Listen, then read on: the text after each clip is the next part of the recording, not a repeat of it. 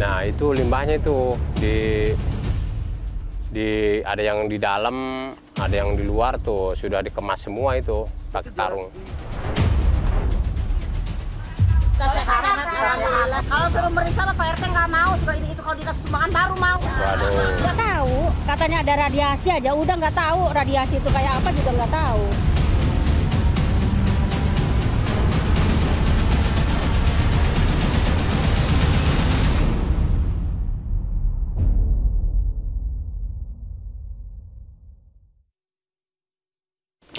This is what you could end up looking like if you eat some of the raw, frozen shrimp being sent to the United States by other countries. Now, let me tell you what I'm talking about. In late August, the FDA found that raw frozen shrimp from Indonesia was being sold in Walmart.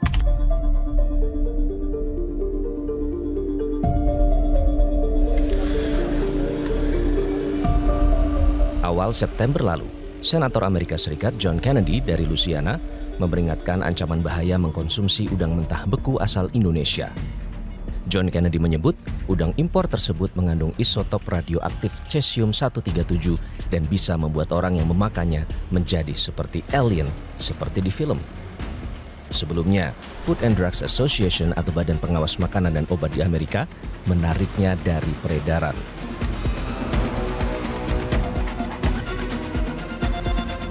Pada 10 Juli 2025, sebenarnya FDA telah melarang impor udang dari dua perusahaan asal Indonesia. Dua perusahaan dimaksud adalah PT Bahari Makmur Sejati atau PT BMS dan PT Natural Java Spice atau PT NJS.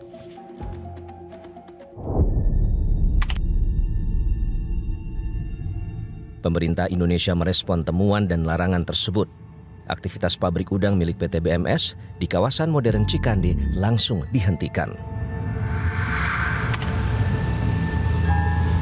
Hasil penyelidikan menemukan sumber radiasi berasal dari PT Peter Metal Technology atau PT PMT, sebuah pabrik peleburan baja.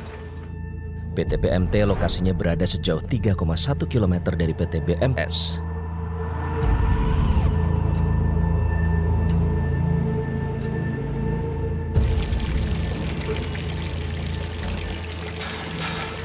Diduga, bahan pencemar radioaktif cesium-137 berasal dari bahan baku scrap besi yang digunakan oleh pabrik ini.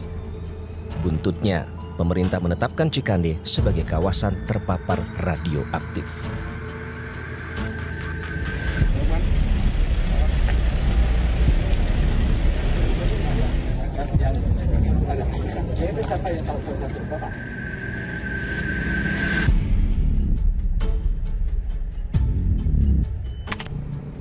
Dalam radius 5 km, setidaknya ada 32 titik paparan yang kini disegel dan dinyatakan sebagai kawasan tertutup.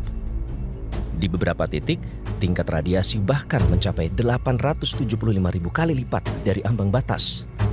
Yang terkombinasi itu ada 20, sudah dibersihkan. Tadi saya sengaja nggak lewat, takut nanti ganggu sedang bekerja. Kita langsung ke titik terakhir, ini nanti akan kita ambil. Jadi ini kalau kita lihat tuh slag ya, bekas peleburan yang dijadikan timbunan. 1000 itu 1 mili itu sama dengan 1000 mikron mikil silver. Kita hanya boleh 10 mili 1 tahun. Ini 1000 mikron silver per hour. Jadi kita nggak boleh kalau 10 jam di sini udah pasti ganggu kesehatan kita gitu ya Pak. Artinya. Masalahnya, kawasan industri Cikande juga berbatasan langsung dengan desa Nambo Udik. Kampung Combrang adalah lokasi permukiman terdekat dari sumber radiasi yang berjarak sekitar 50 meter dari PT PMT. Saat ini, ada sekitar 90 kepala keluarga yang tinggal di Kampung Combrang. Mereka menolak direlokasi. Nah itu tuh, itu pabriknya. Kelihatan. Nah itu limbahnya itu ada yang di dalam, ada yang di luar tuh sudah dikemas semua itu pakai karung. Limbah sama perumahan? Ya paling juga kalau dari limbah mah 50 meteran, kalau dari pagar perusahaan masih ini pabrik ke penduduk ini cuman paling 15 meter. Kira-kira kalau seandainya pemerintah mengungsikan untuk warga kita, kira-kira Bu, mau nggak itu? Nggak mau. Duh, nggak mau. Emang Kita gini Pak, soalnya kan kita nggak ada keluhan, terus nggak ada gimana ya, masih beraktivitas. aman lah, ya. Yang penting satu lingkungannya dijaga, kedua masalah jaga imun juga biar sehat, biar daya tahan tubuh kita kuat, biar penyakit itu nggak ini.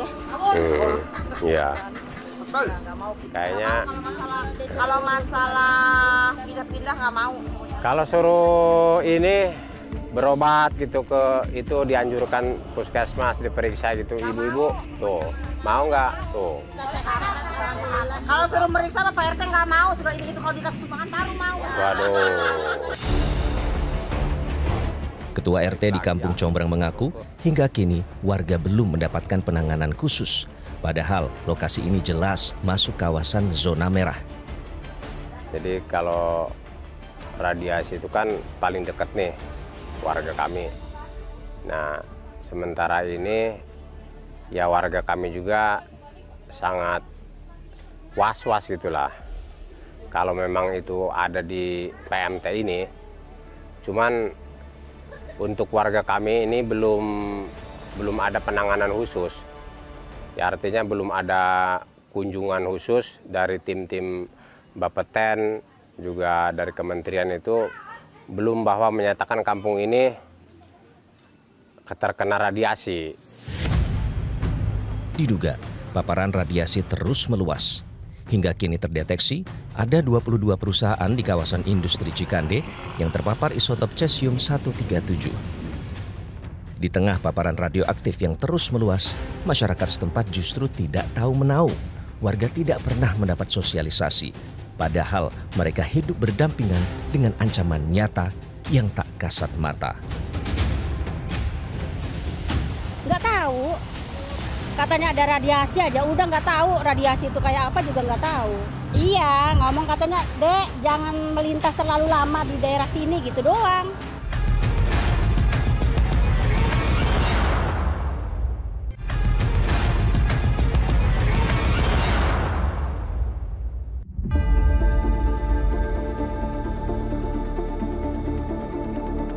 Kawasan modern Cikande menempati lokasi seluas 3,175 hektar.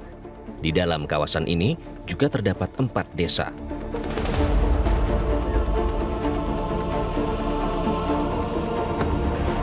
Hasil investigasi sementara ini menyatakan ada 10 titik paparan radiasi.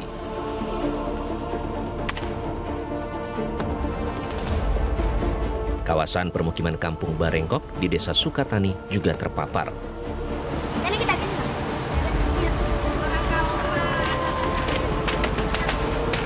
Kawasan permukiman yang berjarak 3 km dari PMT ini tersebar 3 titik paparan radiasi. Ibu Suhartini ya? Sarniti. Sarniti. Realitas menemui Sarniti, salah satu warga yang terdampak radioaktif cesium 137. Sarniti kebingungan, rumahnya diberi garis pembatas berwarna kuning tanpa diberi penjelasan apapun. Nggak tahu. Katanya ada radiasi aja, udah nggak tahu radiasi itu kayak apa juga nggak tahu. Waktu pemasangan segel ini, jarang pelintas ini, Mak tahu di sini ada orang yang siapa orang yang naik mobil tuh nggak tahu siapa. ngomong sama Mak kalau di sini ada radiasi atau apa gitu. Iya, ngomong katanya, Dek, jangan melintas terlalu lama di daerah sini gitu doang. Udah pergi. Dari stasi mana gitu, Mak? Enggak. Kan banyak orang di sini tuh. Ibu kan di dalam, ada ibu, ada tuh adik-adik tuh yang di sana diwawancarai mah. Ibu mah kan nggak tahu di dalam. Gitu. Cuman katanya daerah situ doang tuh. Malah tadinya mah ini rencana mau di situ. Kan di sini mah nggak bunyi. Jadi nggak boleh tuh sama yang punya penggilingan. Oh, jadi mereka pakai alat apa, Bu? Kayak apa ya? Kayak HP itu sih. Tapi nggak tahu Ibu. Cuman diginiin bunyi katanya, kayak bunyi ketok-ketokan itu, bunyi gitu doang.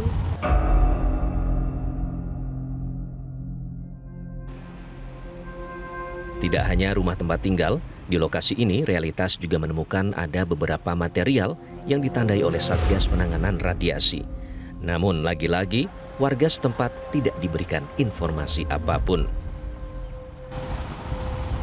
Nggak tahu, ini katanya batu-batu ini. Batu ini dari mana sih? Limbah dari pabrik.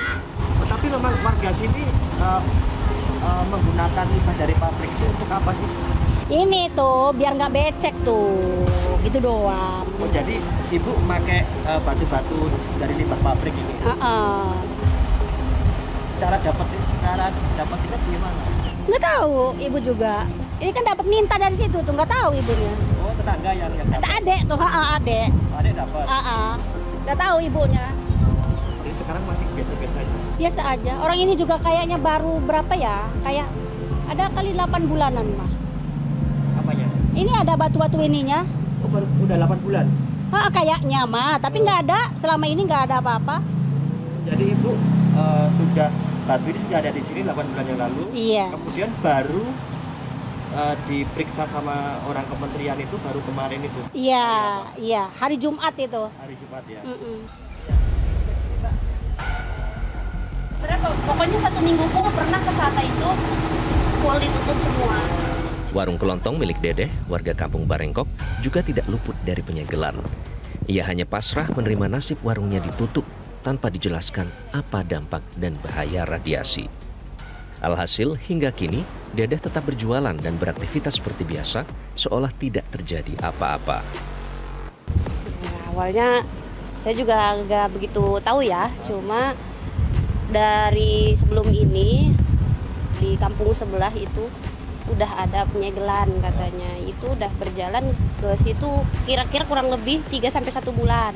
Terus lari ke sini dari hari Senin yang kemarin. Bukan kemarin ya, kemarinnya lagi, berarti udah 1 minggu lebih ke sini ya.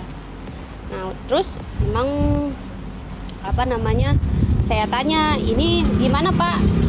Mau dikeruk, mau dibeko, nggak tahu katanya. Tapi nanti mau diambilin lagi, ini jangan dirusak katanya. Dia bilang gitu.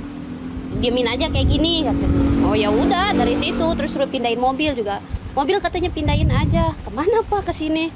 Oh ya udah deh gitu. Tapi semenjak itu dari situ nggak ada lagi kabar beritanya mau diangkat atau ini mau dibuka segelnya. Gitu. Dikasih tahu itu pas udah disegel. Suami saya kan lagi layanin orang di depan. Sini Pak katanya gitu. Bingung dong, ya udah saya yang maju. Ini bahaya ini katanya. Bu, radioaktif katanya, radiasi. Ya saya nggak ngerti, ngguk-ngguk aja saya kan gitu. Jangan ke situ-situ dulu katanya. Mau lewat situ jangan lama-lama lah. Saya bingung, jangan lama-lama gimana? Segelnya di sini, saya tinggal di sini kan gitu. Nggak ada sih. Kalau saya dengar di kampung sebelah mah katanya suruh kosongin rumah. Kalau yang ini enggak.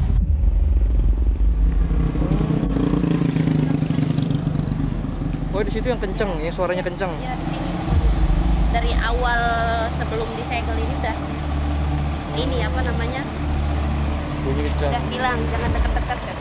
Dari perbincangan kami dengan beberapa warga di Desa Sukatani ini, memang mereka punya kebiasaan untuk mengambil sisa limbah baja dari pabrik yang kemudian untuk dipakai pengurukan tanah di halaman mereka. Nah, penyebaran radiasi radioaktif cesium-137 ini menyebar di pekarangan rumah dari warga. Ini karena sisa limbah ini ternyata mengandung radiasi radioaktif cesium. Kita bisa lihat bahwa di sekitaran tanda kuning yang dilingkari oleh Kementerian Lingkungan Hidup ini paparannya sangat besar. Nah, pengurukan tanah dengan metode memakai sisa limbah dari pabrik baja ini ternyata menjadi kebiasaan oleh warga di Desa Sukatani. Ya, kanker ini termasuk satu jenis efek radiasi yang jika dilakukan dengan metode memakai sisa limbah dari pabrik baja ini ternyata menjadi kebiasaan oleh warga di Desa Sukatani. Ya, kanker ini termasuk satu jenis efek radiasi yang jika dilakukan dengan metode memakai sisa limbah dari pabrik baja ini ternyata menjadi kebiasaan oleh warga di Desa Sukatani. dikenai dalam jumlah tertentu ataupun berapa itu termasuk efek stokastik ya.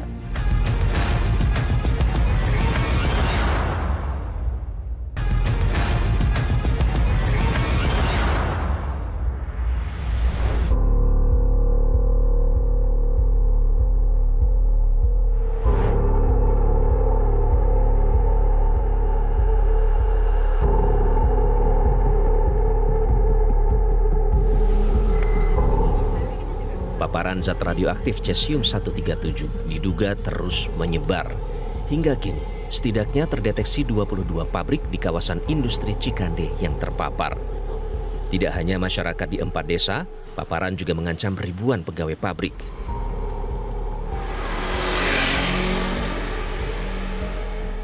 Namun lancung, lokasi paparan radioaktif hingga kini hanya ditandai dengan garis pembatas dan penyegelan. Masyarakat setempat yang berpotensi terpapar terlihat cuek, adem ayem saja. Aktivitas warga masih berlangsung seperti biasa tanpa pembatasan. Garis kuning larangan nampaknya hanya berlaku beberapa hari saja. Kini warga sudah bebas lalu lalang melintasi area berbahaya. Kalau disuruh pindah terus dikasih tahu alasannya kenapa ya pasti bakal pindah. Iya, tapi nggak dikasih tahu alasannya kan dia. Kalau cuma disuruh pindah aja ya pasti tanya-tanya kenapa. Ini kemarin kayaknya juga full tapi udah dicopot lagi ya. Tahu banyak kalau ada yang nyokot gitu. Kayaknya kemarin sih sempat saya lihat ada mobil di dalam tuh ngangkutin barang atau barang apa. Mungkin dia yang nyopot kali. Tapi warga nggak tahu ya sebenarnya ya. Nggak tahu. Ya paling yang sekitar sini doang. Ya.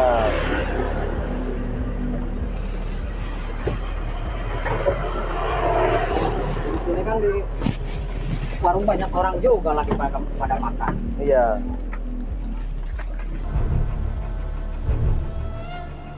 Dia akan meluruh setengah dari semulanya itu selama 30 tahun. Jadi Badan Pengawas Tenaga Nuklir atau Bapeten tidak menampik proses peluruhan kontaminasi radiasi memakan waktu hingga ribuan tahun lamanya. Terlebih tingkat radiasi mencapai ribuan kali lipat ambang batas.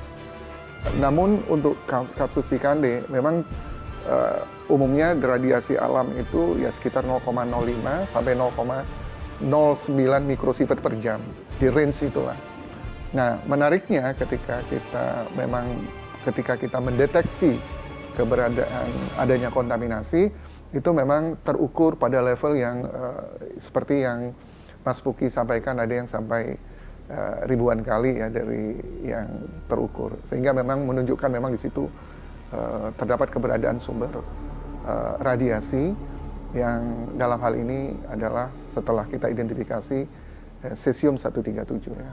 Hanya memang sangat berbeda setiap radioaktif, karakteristik penurunannya ada yang memiliki waktu yang sangat panjang gitu ya, ada yang cepat gitu, ada yang waktu yang sedang, bahkan yang sampai ribuan tahun untuk bisa menuju peluruhan menjadi setengah dari semula awal mereka aktivitas semula, itu juga ada. Jadi sangat beragam. Bapeten menjelaskan, resiko dari paparan radiasi bersifat jangka panjang dan pendek. Dampaknya bisa langsung dirasakan sesaat terpapar, namun juga bisa terlihat setelah menahun. Ya, di dalam konteks risiko radiasi, efek dari radiasi, kita mengenal ada dua kelompok besar efek yang dikenal ya. Pertama ada istilah efek deterministik, yang kedua efek stokastik. Efek deterministik adalah efek yang bisa muncul setelah kita menerima paparan radiasi, jika level paparan radiasi atau dosis yang terserap oleh manusia itu berada di atas ambang batas yang untuk efek itu muncul. Jadi sebagai contoh, untuk contohnya eritema ya, pemerahan pada kulit itu akan pasti muncul, pasti akan terlihat dampaknya itu ketika kita menerima dosisnya sebesar 2 gray atau 2 sampai 3 gray gitu ya. Itu yang kita sebut dengan efek deterministik gitu ya. Tapi ada juga yang kedua kita kenal dengan istilah efek stokastik ya. Nah, efek stokastik ini adalah efek yang sifatnya ya seperti katakan tadi stokastik. Jadi sifatnya probabilistik, kemungkinan bahwa pada intinya dia tidak mengenal nilai ambang untuk seperti efek deterministik tadi. Jadi karena dia tidak memiliki nilai ambang, prinsipnya adalah semakin besar radiasi yang kita terima, maka kebolehjadian atau kemungkinan kita menerima efek di kemudian hari itu sangat mungkin gitu ya terjadi. Semakin kecil, ya kebolehjadiannya juga semakin rendah untuk efek ini kita terima. Sebagai contoh adalah misalnya kanker. Ya, kanker ini termasuk satu jenis efek radiasi yang jika dikenai dalam jumlah tertentu ataupun berapa itu termasuk efek stokastik ya.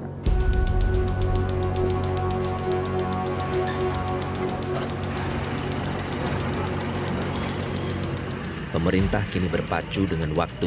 Dekontaminasi terus dilakukan agar paparan radiasi tidak meluas. Pemerintah ingin menyelesaikan kasus cesium 137 ini dari semua sisi dengan secepat-cepatnya. Dari dekontaminasi, kita akan melakukan langsung dekontaminasi pada 10 titik yang teridentifikasi dalam waktu paling lama 1 bulan kita upayakan sambil melihat perkembangannya.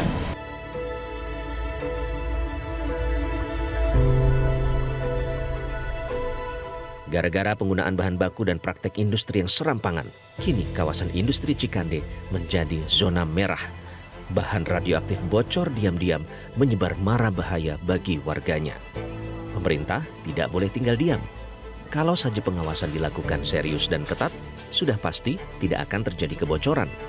Sebaliknya, bila pengawas terus sibuk bermain mata, Indonesia akan kebanjiran zat radioaktif.